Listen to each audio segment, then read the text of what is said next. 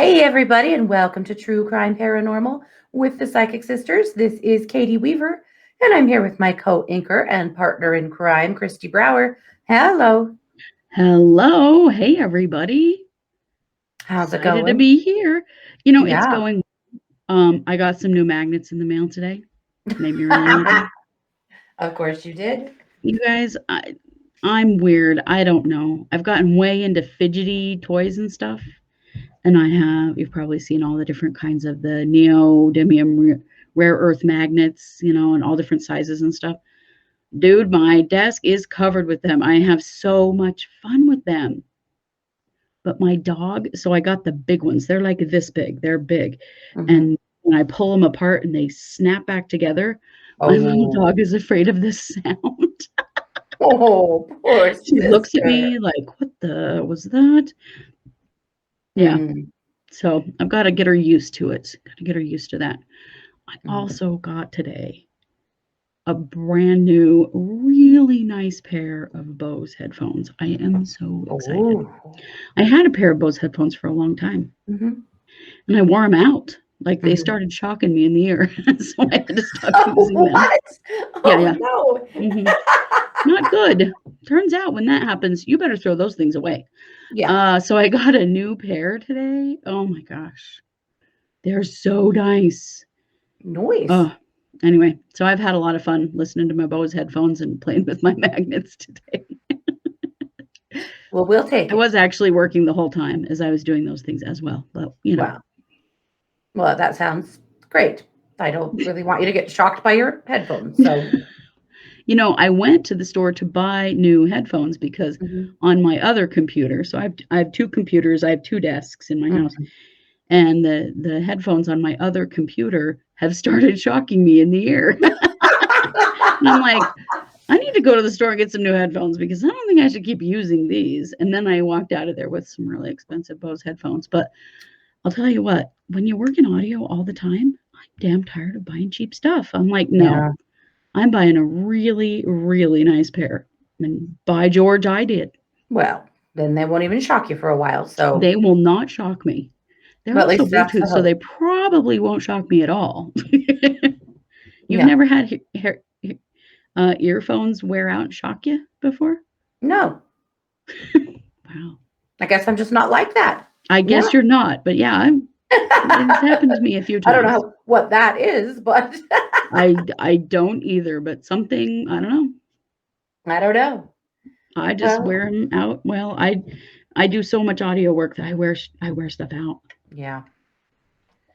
Like, quite Well, literally wear it out. So, all is well here. I did have a little pig incident today. oh no, Most of you guys know that I have two mini pigs that live in the house with us, mini. and the backyard in the summer, but Hmm. uh, oh, I had a rodeo today that you cannot believe. Oh no. I took our little dogs out front to go potty, and the pigs aren't allowed out front because the front yard is not fenced, and they don't listen, and so they don't just get to go out front. While while I was out front, my phone was charging in the living room, and it rang, and I ran back in to grab it. And while I was in trying to get to the phone, Fiona ran out front. Oh And no. it's not normally like them to try to go out front, except for that. She has been sneaking out on the steps while I've been taking the dogs out to potty, looking at all that grass out there. Because the backyard, Ooh. they keep trimmed down pretty good because they're always out there grazing on it. So the Mm-hmm. front yard is lush with grass and weeds and all kinds of piggy friendly things.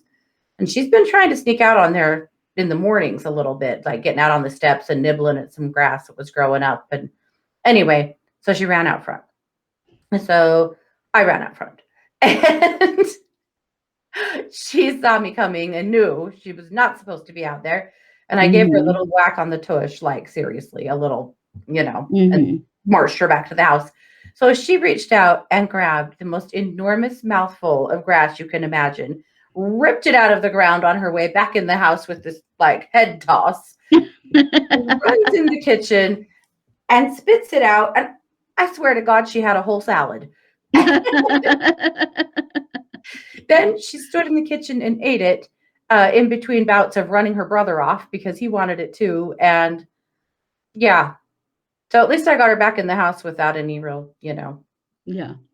major issues. But that's, Well, and she yeah. she picked her lunch on the way in. Yep. Then she got a real nice piglet salad out of it. So yeah.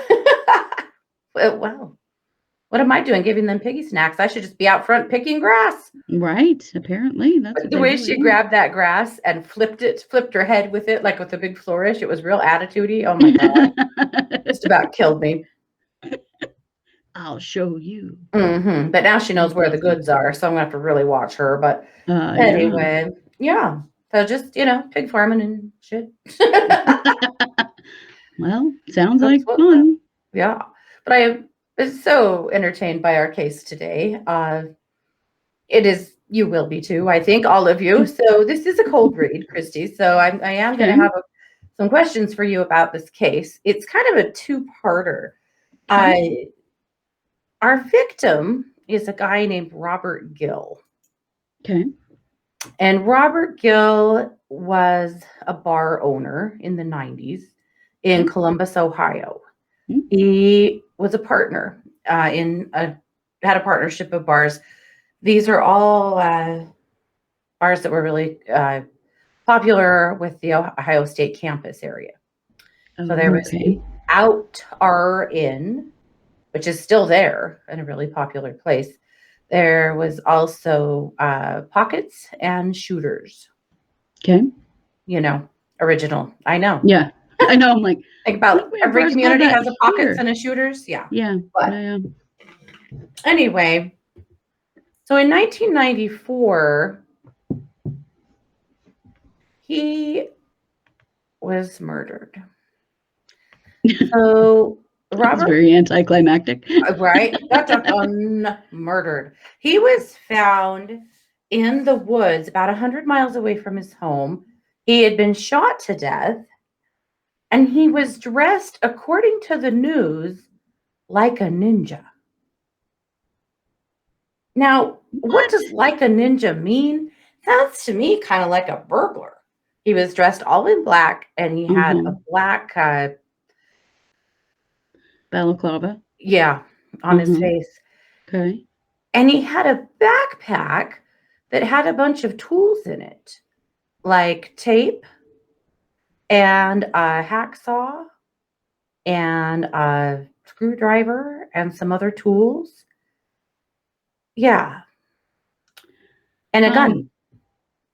And they called him a ninja? Yeah, that's what the news called him.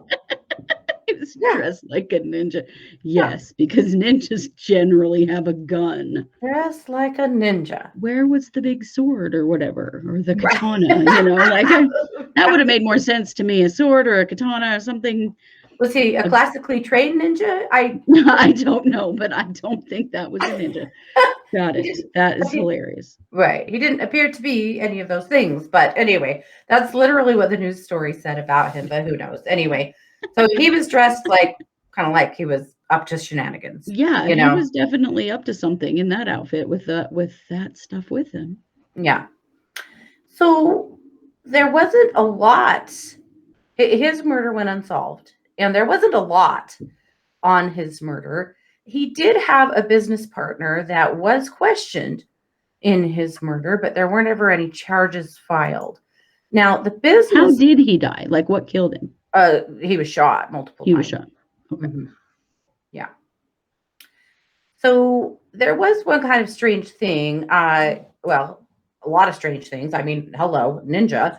But he had a business partner in the bar business whose name was Martin McNamee. Okay. That's right, McNamee. Got it. Yeah. Got it. And McNamee was a beneficiary on his $600,000 life insurance policy. Ooh. So there was that. And they did question McNamee, but it didn't really go anywhere. So I'm going to tell you a little bit about McNamee, because he too was quite the dude. Not a ninja, sorry to disappoint. However, I was wondering. McNamee had quite the year. In 1994, of course, Robert, his business partner, was murdered. In Mhm. 1995, Martin's home burned to the ground. Fear not, he was fine. He happened to be tied to a tree several miles away What? while his house burned down. Yeah, dressed Had normally, he as I had he understand. dressed normally? Had he been kidnapped and tied to the tree? That's what he says. He told police Mhm. that he picked up two guys that needed a ride, and they had taken him here, tied him to this tree, and left. And it was his best guess that they burned his house down. Well, police Yeah. Oh, looked for these sure. guys, right? Well, as luck would have it, they found one of them in the burned out basement, full of stab wounds Oh, good Lord. and deader than dead. Oh my gosh. Okay. The other criminal was never to be seen again. But he did identify positively this person who supposedly tied him to the tree as the bad guy that died in the basement from stab wounds. Well, that's rather convenient, isn't it? Yeah. So there Hmm. was that in 2005. So in 2 years, there are two homicides that are swirling around McNamee. Hmm. And of course, one can imagine that there was a pretty good insurance claim here. I'm sure. Now, remember, he'd already gotten half of Robert Gill's insurance. Oh, So he then got half. he got half. Yep. Okay. So then there was this. So McNamee managed to stay under the radar after this for a while. He until 2001, and in 2001, his basement flooded, and he had a very large insurance claim and got Mm. lots of new stuff and a bunch of money. Well, somewhere along the way, the IRS said, we think this McNamee dude might be up to some bullshit. Do you think? So they took a look at McNamee. Well, they found a few things. First of all, they discovered that he was skimming off the top from all three of his bars. Hmm. And he was in trouble. So he was charged with tax fraud and for filing false tax returns and insurance fraud. He was charged with a few things. Hmm. He was convicted. He was ordered to pay back $680,000 Mm. to reimburse the IRS, Farmers Insurance, and Kittle's Furniture, who were all defrauded when he intentionally flooded his house in Hmm. 2001. So McNamee was like, hey, I'm sorry. I did those things, but I'm sorry. Okay. So the judge was like, hey, Martin, we all make mistakes. So go on home, chill out, and we'll let you know when we have a cell ready for you. They actually allowed him to apologize and go home until they were ready to check him into federal prison. What the Yeah. hell? Yeah. He was scheduled to 3 years, and it looks like he did Oh, those 3 years. Um, but but yeah, it was enough for him to apologize, and they let him go home. did they ever in any of this have a question about the life insurance on Robert? I think they did. The reports that I read said that the detective who questioned him in Robert's death was in the courtroom, watching when he was sentenced in the federal case. So he Hmm. was still keeping an eye on him. I think that they really did think that he was guilty, but they just didn't have a way to prove it. And also, what the hell was he up to, dressed Right. in that stuff, and what was happening? So, of Hmm. course, Kristi, that is the question of the hour. That's the question I'm coming to you with. Hmm. What really happened to Robert? Did McNamee actually have anything to do with it, or is it just happenstance that he also is a big dumbass? And what was he doing? Yeah. So I'm going to throw all that at your feet. So I do feel like McNamee killed Robert. Uh, I feel like Robert had figured out that there was some irregularities happening with the money in their bars. I feel like Robert knew. I feel like they had so there is some kind of element of organized crime to all of this, Mhm. in which they were they were paying money to someone, they were getting a shakedown from somebody, and so they were going to sabotage something. So this wasn't burglary, but it was sabotage, and I can't really like a gas line, something like that. They were going to sabotage something to get rid of this person who was shaking them down for money in their business.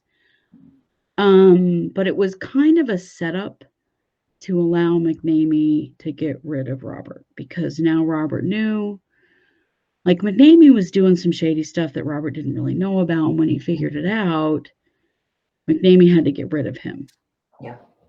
But there was some other situation going on that Robert thought they were going to go sabotage somebody in order to solve their problem. But it was really a setup for McNamee to solve his problem. So I do feel like Robert was brought to that situation under nefarious information, Mhm. and it gave McNamee the opportunity to kill him. Yeah. Because he knew he was going to blow the whistle on the whole deal. And I mean, I'm real surprised that there hasn't. Well, I guess he did get caught for fraud, didn't he, on the Yeah. business? Okay, because I think there's more. I think that there's Oh, stuff they yeah. still didn't get. I'm thinking so too. I feel like Yeah, you're right on with that. Yep. Absolutely. And he got away with something there between that one and the other one. Yeah. yeah, Yeah. What a crazy case. yeah. When I read this Well, case, I had to bring it to the table. do you want me to tell you what really happened with the house burning down? Yes. Yeah. Okay, so he really did pick up a hitchhiker, and he brought the hitchhiker home to his house, and he killed him in the basement, and he used him to set up the absolutely ridiculous. Yes, because you pick up a hitchhiker, they tie you up, then they go to your house where they've never been and burn your Right. house down. No, he created that situation. He picked up a hitchhiker and created that situation, and that hitchhiker was the poor sod that got picked up that day. But I do feel he used him to create that story, Yeah. and that he did kill him and then burned the house down Mhm. and then went and tied himself to a tree. Mhm. How anyone believed that story from the beginning, I do not friggin' know. I know. I know. None of it makes any sense at all. And why would you be taught what is the purpose of tying him to the tree while they burn his house down? Like, what's the benefit to the criminals? Right. What do they Right. get out of it? Well, I'm But assuming they were burglaring the house and then they burned it down. The stories, the articles I read don't say anything about that, but I would assume that would be attached to the story. I don't know. I don't know. But the purpose of tying him to a tree, I mean, has he been Right. watching, like, this sounds like old cartoons. You know what I mean? Oh, Like, yeah, sure, he wasn't tied to the train tracks. right, exactly, exactly. It sounds like something like that. But Yeah. no, he unfortunately, that guy was he set that guy up Yeah. Yeah. to maybe to create that ridiculous story. I don't know. The whole ninja thing and then the whole tied to the tree thing. What the hell? But poor Robert, Robert just found out his business partner was doing illegal stuff and stealing money from him, and Yeah. he got killed for it. Yeah. Yeah. Yikes. Well, there you have it. Um, so if you ever hung out in those bars in the 90s, just know that's what was going on behind the scenes. Yeah. Yikes. Big yikes. Also, if you've ever wondered, ninjas don't carry guns. Just in case Good you're wondering. point. That's a really good point. Yep. Wow, Robert. Not so much on the ninja skills, man. Yeah, I'm sorry, but you definitely had the wrong. No, it wasn't his fault they called him ninja. That's just hilarious. Like, what? I know. It Oh, makes me somebody. laugh that that's what they said. Yep. Well, there you have it. That is the story of Robert Gill and Martin McEnany and and all things in between. Um, So it is Wednesday. So we'll be yeah. back tonight with case updates. And boy, do we have some weird ones. Oh, we definitely Looking at do. the legalities of some of the shenanigans happening currently in the Daybell case. I know, weird, Mm, right? Got it. I know. Um, Yeah. So and unexpected. more. Yeah. So that's happening. And then we'll be back, of course, Thursday night for the Psychic Hour at 7 p.m. Pacific, or Mountain, pardon me. And we have some pop-ups coming up this weekend. Oh, do I have a pop-up for you guys? Holy. I'm excited about that. Mm-hmm. Got me Yeah, really wondering now. that's what's going on. If you want to suggest a case to us, head over to truecrimeparanormalpodcast.com and scroll down until you find the little form. You can find our merch store there. You can find our, uh, oh gosh, what's our thing? Patreon. Patreon? Yes, our Patreon there. And if you sign up to be a follower of ours, a patron of ours on Patreon, you get 2 extra shows a month that nobody else gets. So that's pretty fun. So we do have Nice. lots of stuff going on, good stuff going on. So Mhm. thanks you guys so much for being here. This is True Crime Paranormal with the Psychic Sisters. Take care.